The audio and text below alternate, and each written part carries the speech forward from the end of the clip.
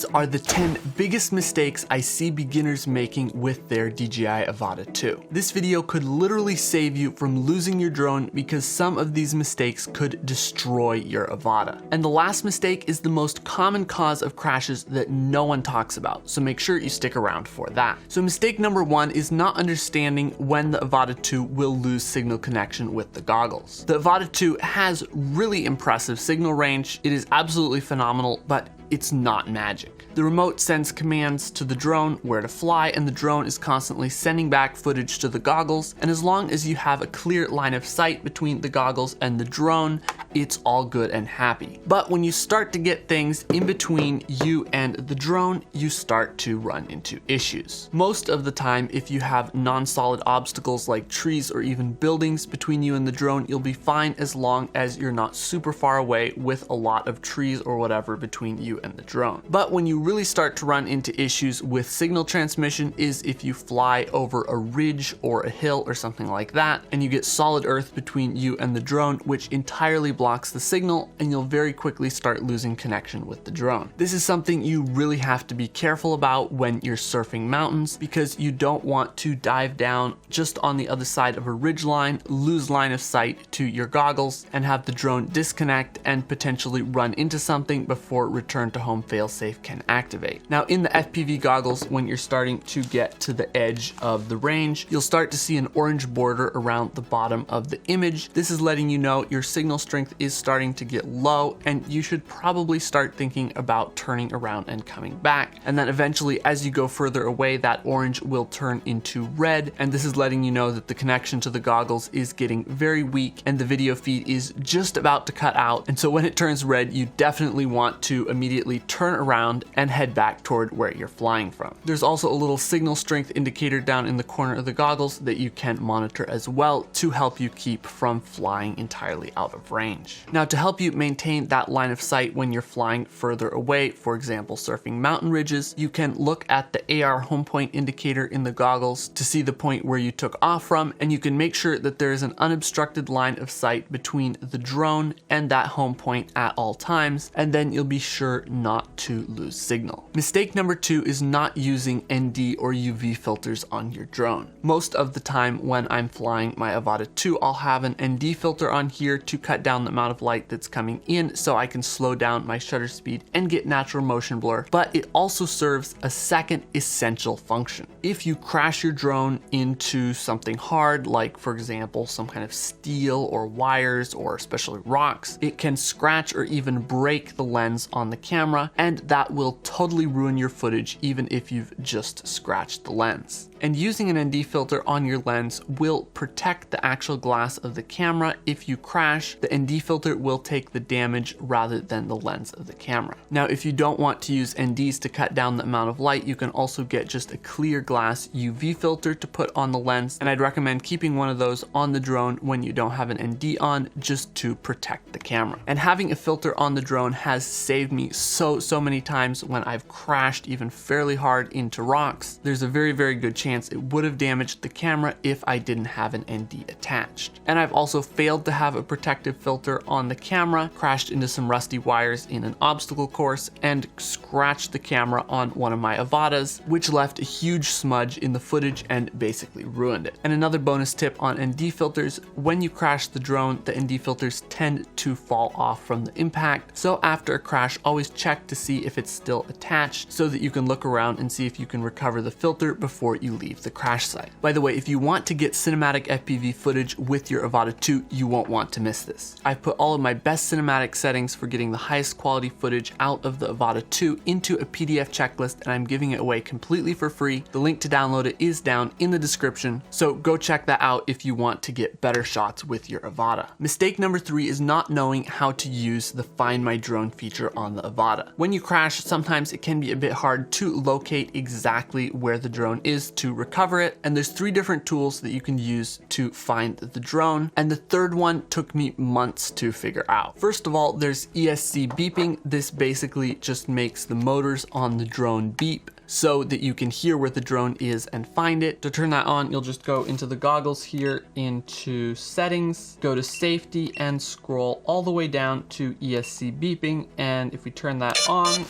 you can hear that the drone beeps quite loudly.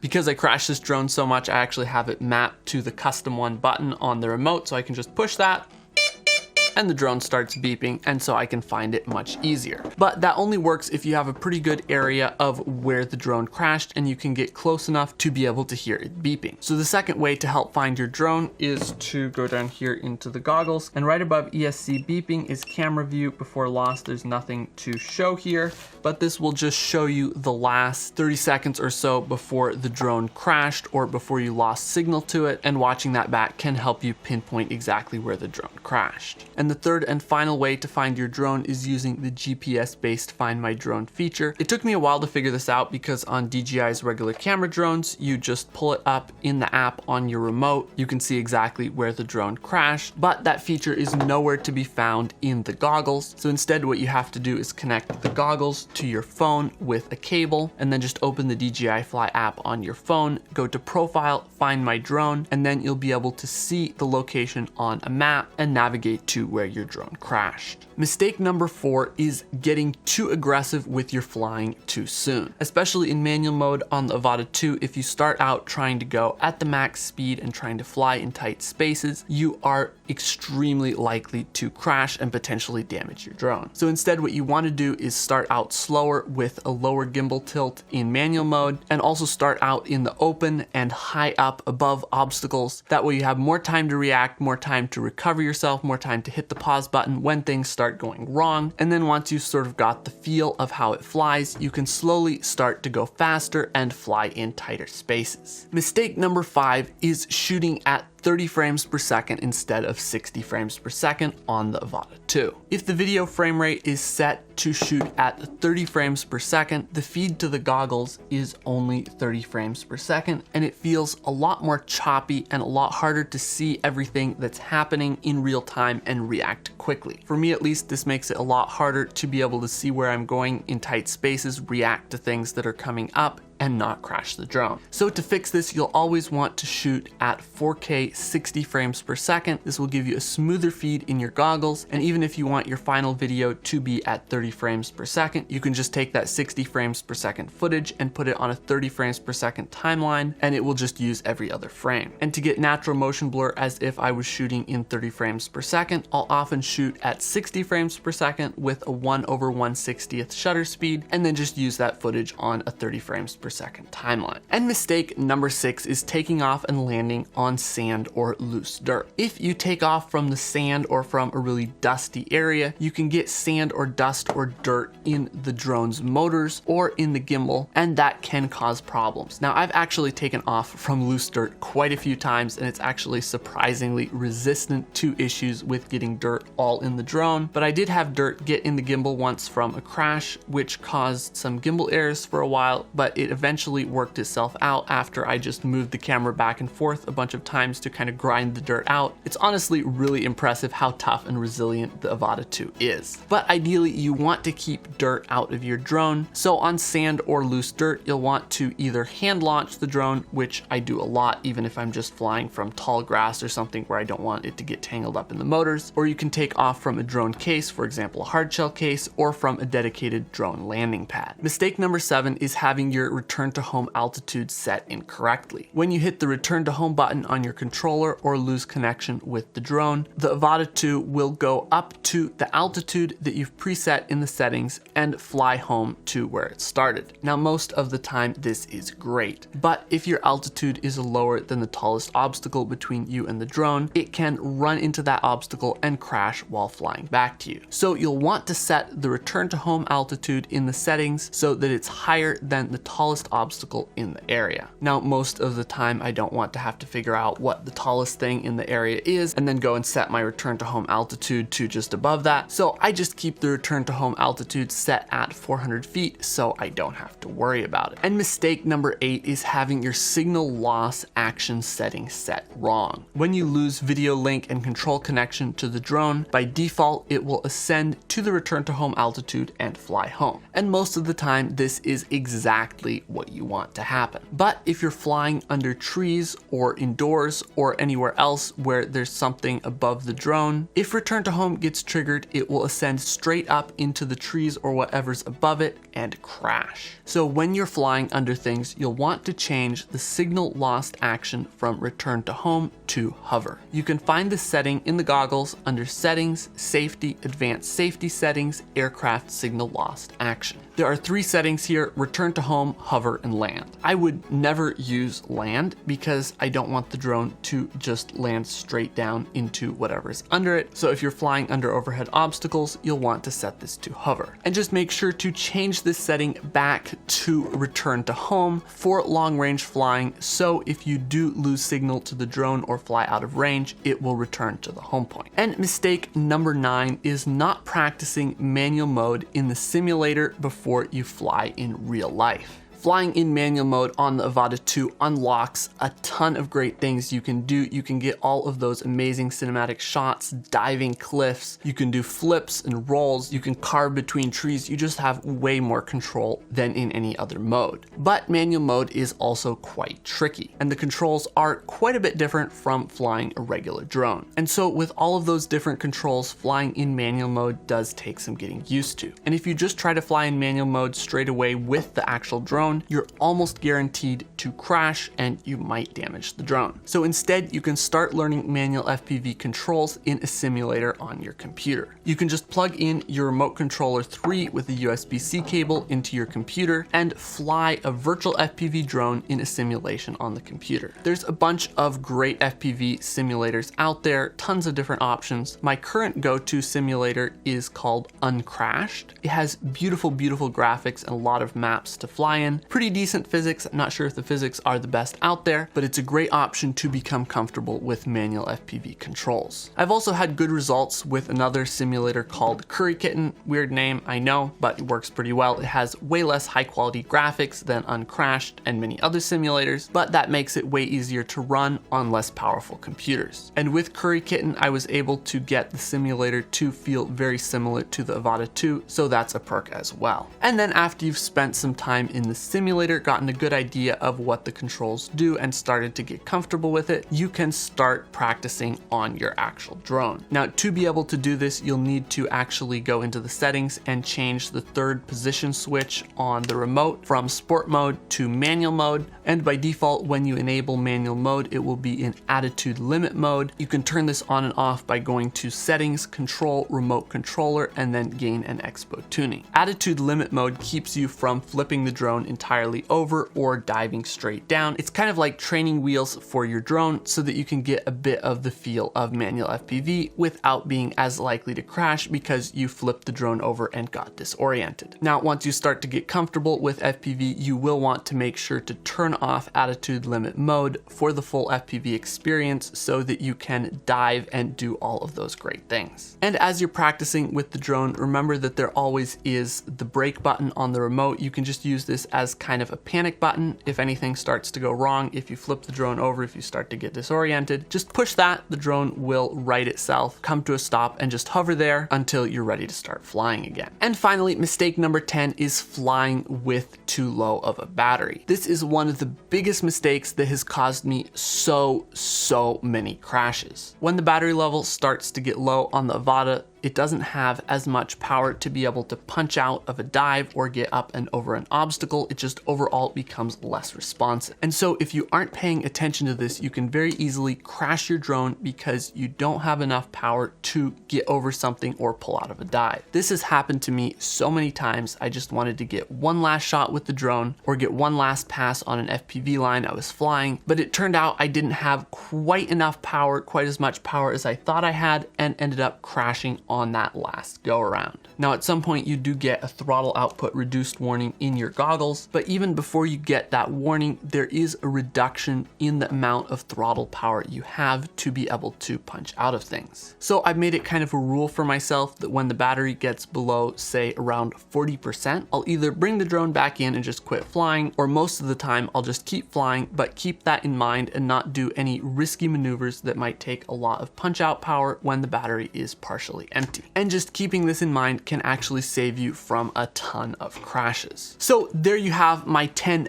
biggest Avata 2 mistakes after flying this drone for over a year. You can click right here to see my best cinematic settings for the Avata 2, or you can click right here to watch my first 2 weeks of learning to fly in manual mode with the Avata 2. And if you want to get the best cinematic shots with your drone, make sure to check out my completely free 45-minute drone filmmaking training, where I share my top 10 secrets to getting cinematic drone shots. And as always, if you've enjoyed this video, make sure to subscribe for more videos just like it.